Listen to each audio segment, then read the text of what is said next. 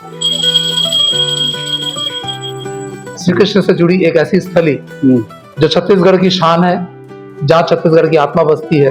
स्थान का नाम है बानबरद। जाने अनजाने में हुई गौ हत्या के पाप से मुक्त होने के लिए यहाँ आते हैं, यहाँ स्नान करते हैं। वो स्वप्न दिया मैं 6 महीने की रात होने वाला है, मेरे लिए मंदिर बनाओ, तुमको गौ हत्या का दोष लगा हुआ है।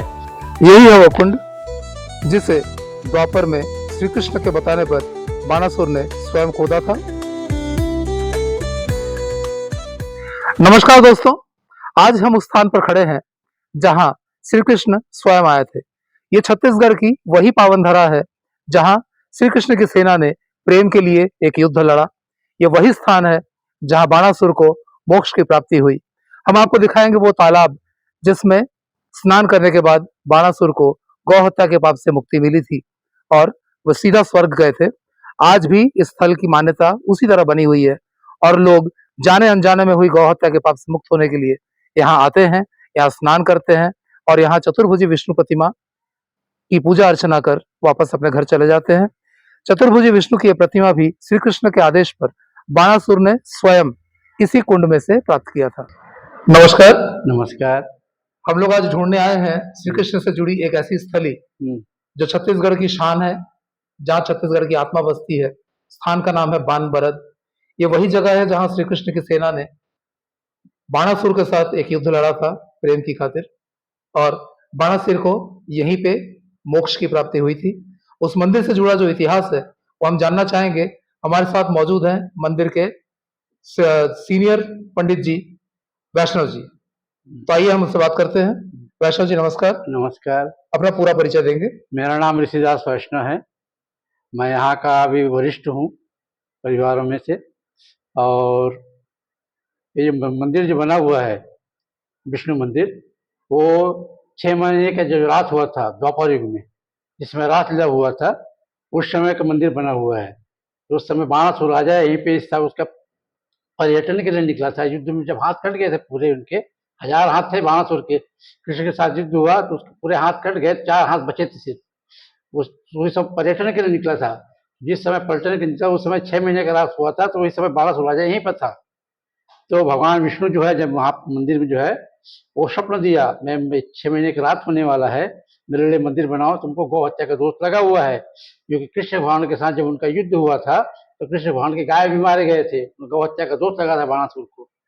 तो उसने बोला ठीक है। तो 6 महीने का राज जब शुरू हुआ, कब? जिसमें रासलीला हुआ था द्वापर युग में। एक बार 6 महीने का रात हुआ है द्वापर युग में, और त्रेता युग में एक बार 6 महीने का दिन हुआ था जिसमें राम जन्म लिया था। तो उस समय के द्वापर युग में होने का कि बाणासुर राजा को स्वप्न दिया कि 6 महीने की रात होने वाला है, मेरे लिए मंदिर निर्माण कराओ और मेरा चरणामृत लो, आपका गौ हत्या का पाप मुक्त हो जाएगा। तो उस समय तो 6 महीने जब रात हो तो किसी को पता नहीं था। वृंदावन, जहाँ वृंदावन मथुरा वृंदावन, वहाँ के स्थानीय लोगों को पता था 6 महीने की रात होने वाला है। जब रात होने वाला नहीं है, रात जब होने वाला है, इनका पता था। रात तो क्या है कि चंद्रमा जब रात से निकला, शरद पूर्णिमा की जो रात था, चंद्रमा ऊपर में आया हुआ था मध्य में, है ना। तो उसके बाद चंद्रमा अपना रास्ता भूल गए, क्योंकि कृष्ण के 1000 रूप देखने को मिल रहा था उनको।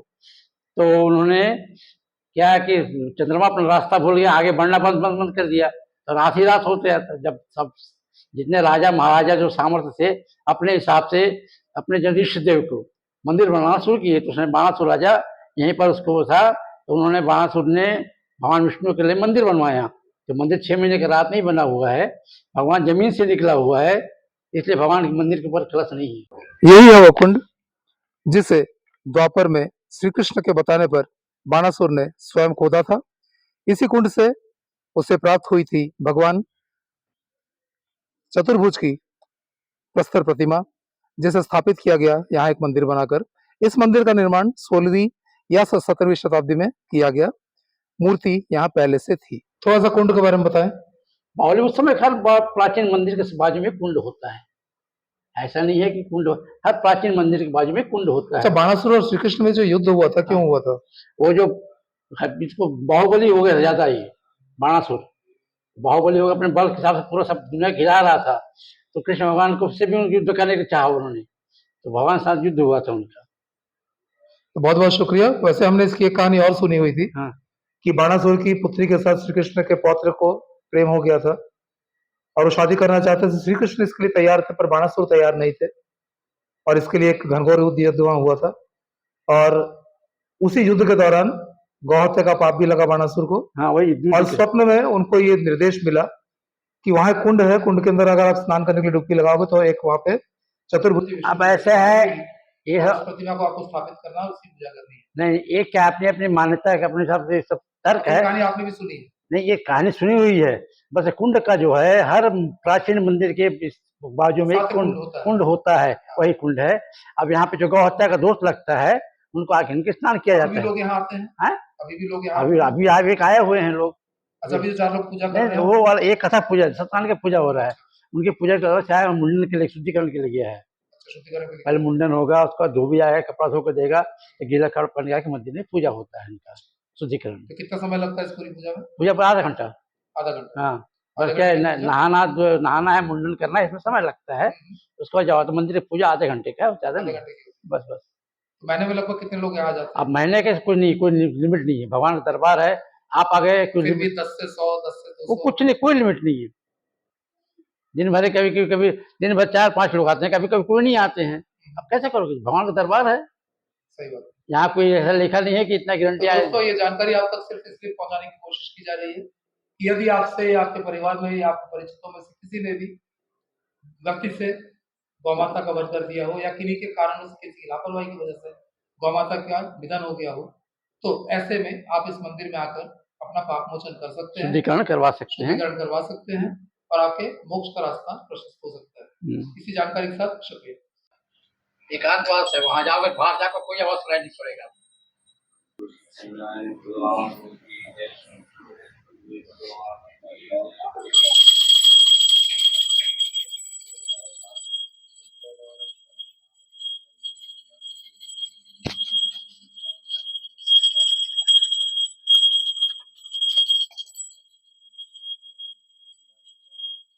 ये है बाणासुर की मूर्ति, इसके जिसने बनवाया था मंदिर।